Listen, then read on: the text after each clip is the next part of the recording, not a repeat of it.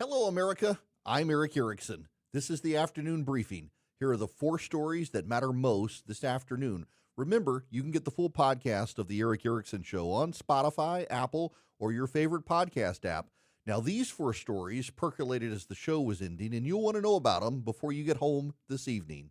Up first, the Boulder terror attacker has been charged. We begin with this deeply disturbing story out of Boulder, Colorado.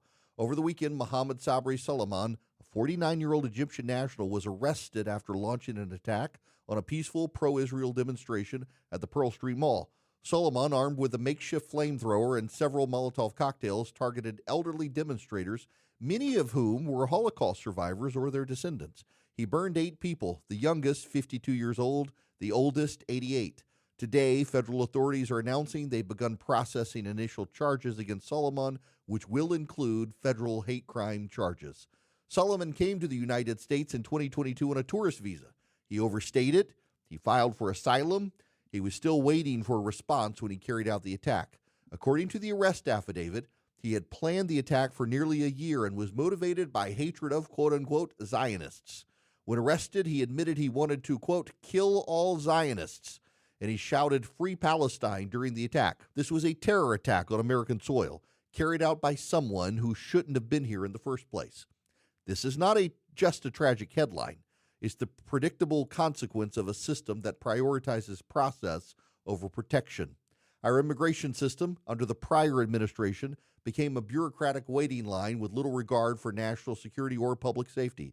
There are over 1.5 million asylum cases pending right now. Many of those individuals were released into the country with little or no oversight. Suleiman exploited the system. He stayed, he plotted, and he struck. We warned this would happen. Conservatives have long argued the asylum system is broken. It's no longer about offering refuge to the persecuted. It's become a loophole for those who want to game the system, and worse, sometimes those who want to harm the very country offering them shelter. The Biden administration does own this.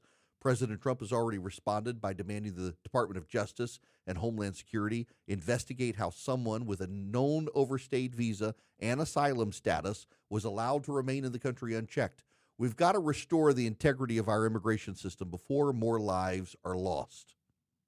From Colorado to Massachusetts now, where nearly 1,500 illegal aliens were arrested in a major ICE operation over the last month. Announced just this afternoon by the Department of Homeland Security, ICE, working alongside multiple federal partners, swept up individuals tied to transnational crime, human trafficking, gang activity, and violent offenses. The numbers are staggering, not just the arrests, but the scope of the criminality involved.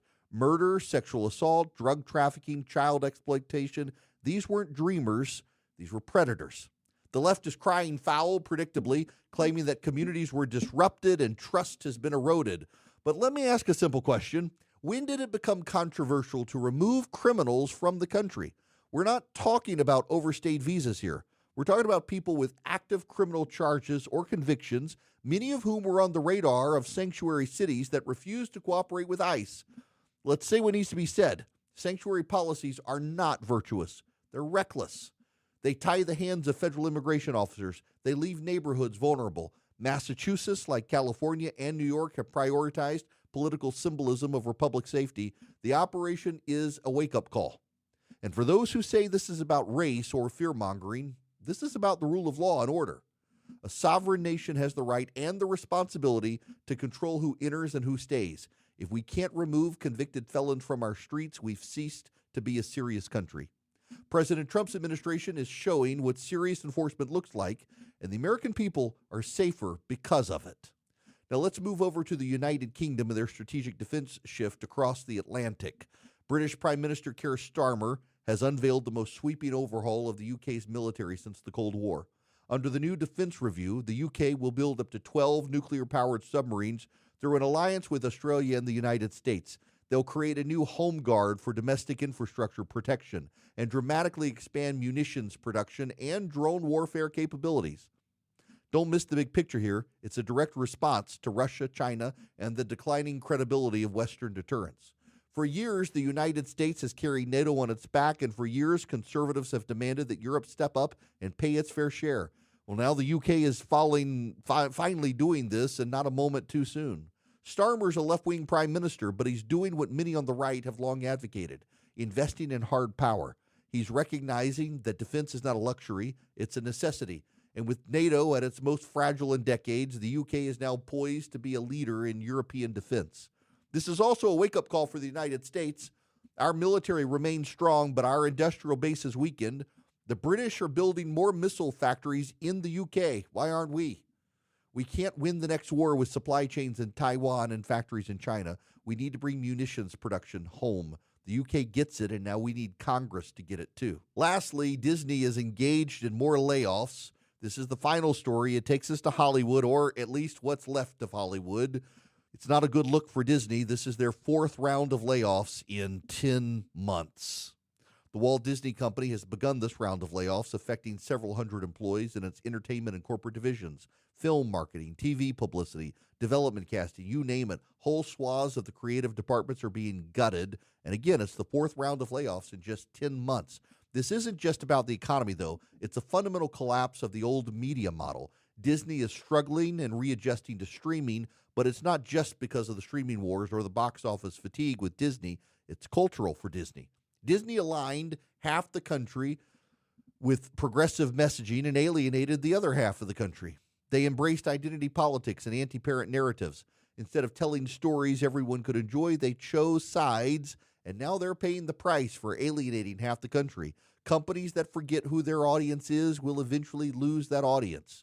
But let's go deeper on this. There's a broader commentary on American culture here beyond Disney. Disney was once one of the most trusted brands in film and family entertainment. Now it's laying off hundreds, losing billions in market cap, and licensing out IP just to stay afloat. This is what happens when institutions lose their mission. The lesson here isn't just for Disney. It's for every American institution, corporate, cultural, educational. Remember your purpose, serve your audience, uphold timeless values, or prepare to be replaced by someone who will. So here are the takeaways this afternoon. A terror attack in Boulder reminds us that lax immigration policy isn't just inefficient, it's dangerous. Visa overstays and slow asylum processing have deadly consequences. First crime charges will be hate crime charges, but more charges will come. ICE's massive operation in Massachusetts shows what effective enforcement looks like, but it also highlights the risks posed by sanctuary city policies that prioritize ideology over safety. The UK is rearming and modernizing. Conservatives have demanded this from our allies for years. Now the British are leading the way. Let's hope Congress takes note here at home. And Disney is laying off employees and bleeding revenue because it chose ideology over entertainment. The market is correcting, and that correction is long overdue. This is what matters. This is your afternoon briefing, the 4 stories you need to know before you get home. Be sure to subscribe to our YouTube channel, like and share this episode, and text Erick, E-R-I-C-K, to 33777 to get the show notes, the live stream, the full show podcast, and more. I'm Erick Erickson. Stay grounded, stay informed, and keep the faith.